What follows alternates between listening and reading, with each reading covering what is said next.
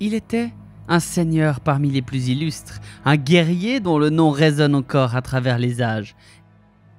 Ecthelion de la Source, maître de la maison de la Fontaine, fut le gardien de la grande porte de Gondolin et celui qui, au prix d'un combat d'une grandeur rarement vécue, a abattu Gothmog, le seigneur des Balrogs.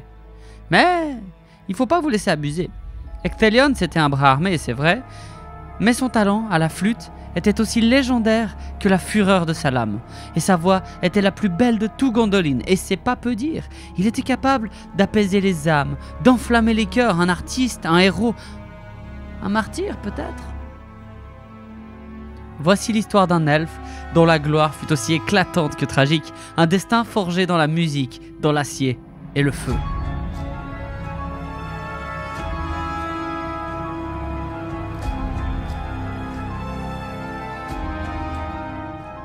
Nul ne connaît avec certitude l'origine d'Ecthelion de la Source.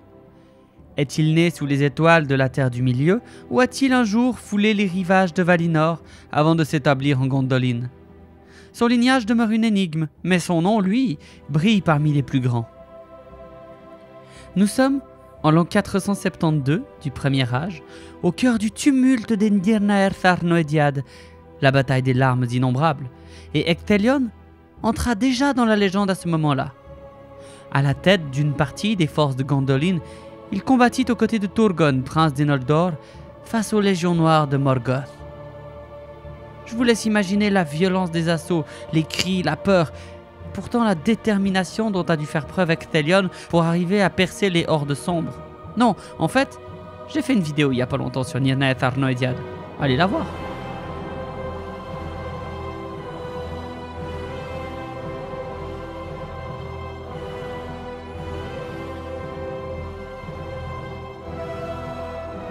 Quand la défaite s'abattit sur les peuples libres et que le fracas des armes céda la place aux cris des mourants, Ecthelion tient bon.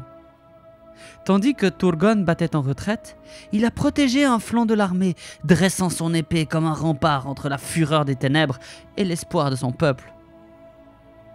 Contre toute attente, il survécut à cet enfer. Et lorsque Gondolin redevint un sanctuaire caché, il en devint l'un de ses plus grands défenseurs, le gardien de la grande porte, sentinelle inflexible de la cité cachée. 23 années s'étaient écoulées depuis les larmes versées sur le champ maudit de la Nirnaer Tharnoediad. Et pourtant, caché derrière des montagnes inviolées, loin des ombres qui rongeaient Beleriand, Gondolin demeurait intacte.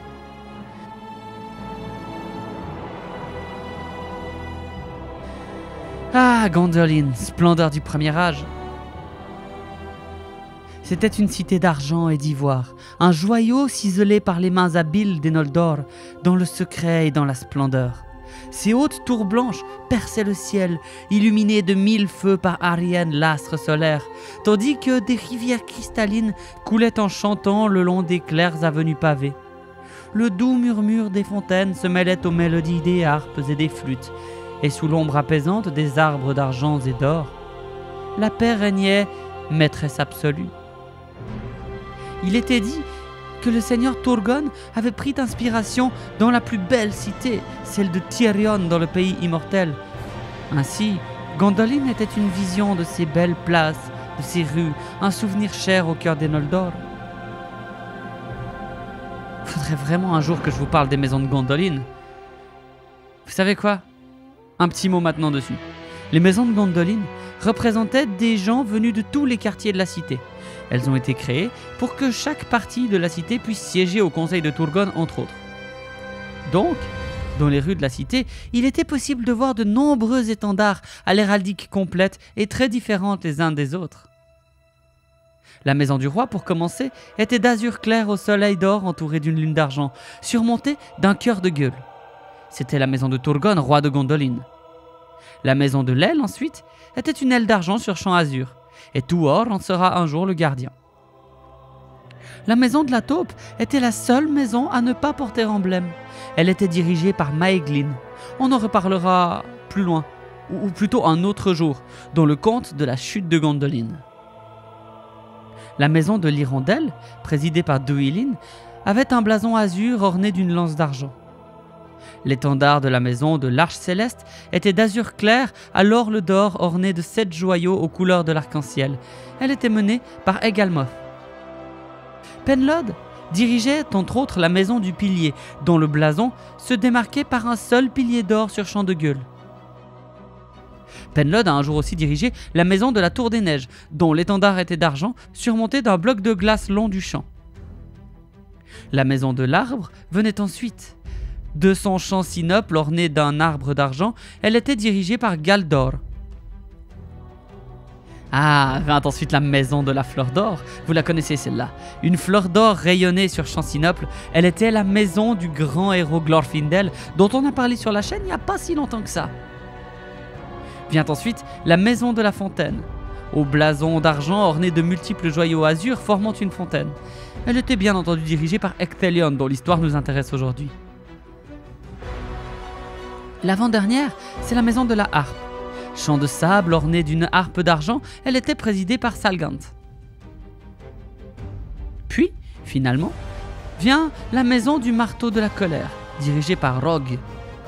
Un champ azur surmonté d'un marteau de sable en chef frappant une enclume du chef en coupe. En face jaillit une étoile à 12 branches d'or.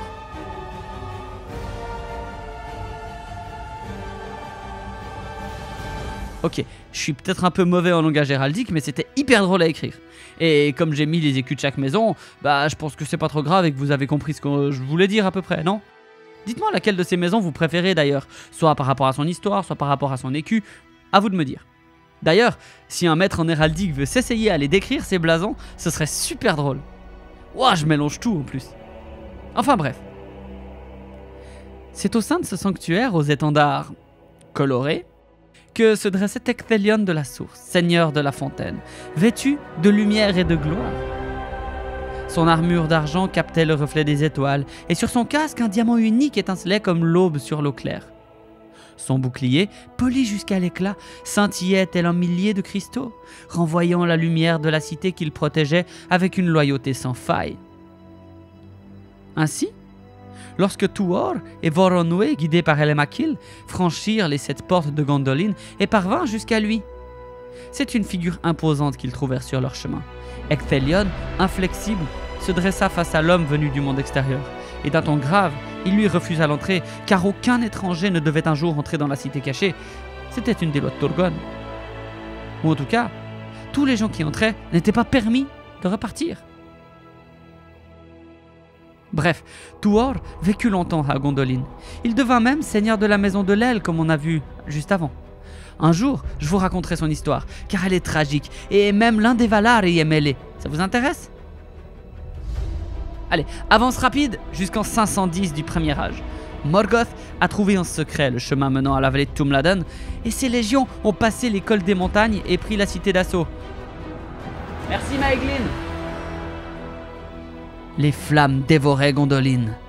Les murailles immaculées, ses remparts jadis inébranlables, s'effondraient sous l'assaut implacable des légions de Morgoth. Porte après porte, la cité cachée vacillait, garde après garde, le sang des Noldor baignait les pavés jadis éclatants, les cris des mourants, le fracas des armes résonnaient dans l'air saturé de cendres. Et alors que l'espoir s'amenuisait pour Turgon, il arriva. Le plus terrible des ennemis, Gothmog, seigneur des Balrog, le fléau de Fëanor, le bras droit de Morgoth en personne, apparut au cœur du champ de bataille. Son immense fouet noir claquait dans l'air, sa hache titanesque s'abattait sur les défenseurs, et chacun de ses pas embrasait les rues d'une funeste lueur barbelée. Les Noldor reculaient. La vaillante armée de Gondolin était taillée en pièces, elle battait en retraite sous l'ombre écrasante du démon de feu. Tous battaient en retraite, tous, sauf un. Ecthelion de la Source, seigneur de la fontaine, se dressait là, seul. Il se tenait près de la grande et profonde fontaine du roi, là où l'eau pure jaillissait encore, défiant les flammes environnantes. Dans un ultime geste de défi, il y plongea ses mains et but à grandes gorgées. Il sentit la force des eaux d'Ulmo infuser ses veines. Son cœur battait au rythme des chants des flots. La mort n'avait pas d'emprise sur lui ce jour. Lors, Gothmog parvint sur la place. Son ombre s'étira, dévorant la lumière des flammes elles-mêmes. À ses pieds, le corps brisé des Galmoth gisait, un éclat d'acier dans une mare de sang elfique. D'un rire abyssal, le seigneur des Balrogs leva sa hache pour en finir avec la maison de l'Arche Céleste. Mais Ecthelion s'interposa.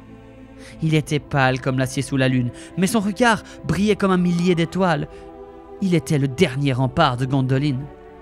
Le duel éclata dans un fracas assourdissant. La hache de Gothmog s'abattit comme un coup de tonnerre, mais Ecthelion esquiva, plongeant dans la danse mortelle des lames. Chacun de ses coups avait la précision d'un rasoir, chaque parade était une symphonie d'acier.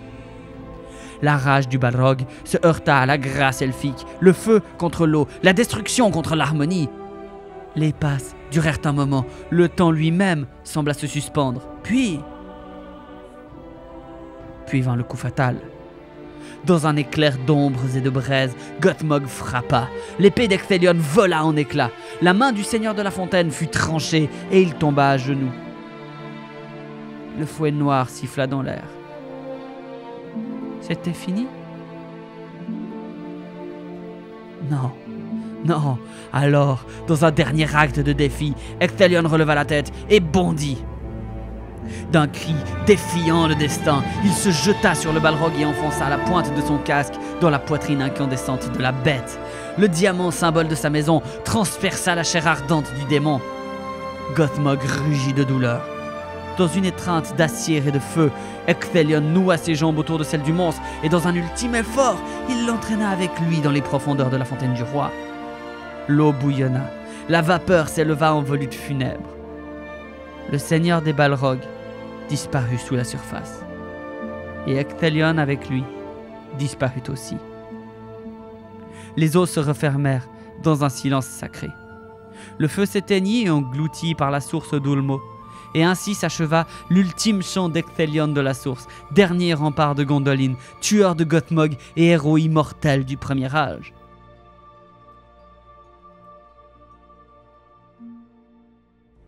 Bien longtemps plus tard, son nom serait encore chanté dans la maison d'Elrond, en Lorien ou au havre de Círdan. Si l'elfe fut terrassé, ses actions et sa bravoure rendirent son nom immortel au-delà des âges. Merci d'avoir suivi cet épisode sur Ecthelion de la Source. Il y a bien plus loin à en dire, c'est vrai. Je vous encourage donc à lire La Chute de Gondolin pour en savoir plus. N'oubliez pas que mes vidéos sont là pour vous donner envie, pas pour vous apprendre la totalité d'un sujet, dont moi-même d'ailleurs j'ai pas fait le tour. Merci d'avoir suivi, d'être toujours là, et à très bientôt en Terre du Milieu. Ciao!